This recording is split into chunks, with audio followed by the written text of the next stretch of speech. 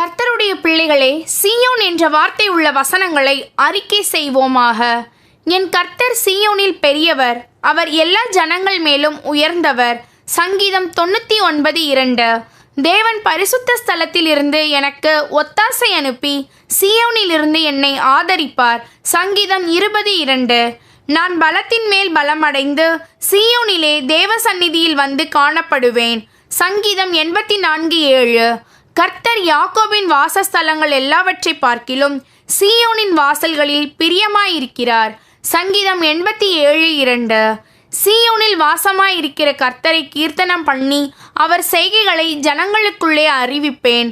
சங்கீதம் 9:11. கர்த்தர் சீயோனில் இருந்து என்னை ஆசிர்வதிப்பார். நான் ஜீயோன் உள்ள நாளெல்லாம் எருசலேமின் வாழ்வை காண்பேன். சங்கீதம் 128:5. வானத்தையும் பூமியையும் உண்டாக்கின கர்த்தர் சீயோனில் இருந்து என்னை ஆசிர்வதிப்பாராக. சங்கீதம் 134:3. சீயோனில் வாசமாயிருக்கிற நான் சத்தமிட்டு கெம்பீரிப்பேன். இஸ்ரவேலின் பரிசுத்தர் என் நடுவில் பெரியவராயிருக்கிறார். ஏசாயா 12:6. தெரிந்து கொள்ளப்பட்டதும் விலையேற பெற்றதுமாயிருக்கிற மூலைக்கல்லை சீயோனில் வைத்திருக்கிறார். அவர் மேல் விசுவாசமாயிருக்கிற நான் வெட்கப்படுவதில்லை. 1 பேதுரு 2:6. சீயோனில் இருந்து எனக்கு இரட்சிப்பு வருகிறது. சங்கீதம் 14:7.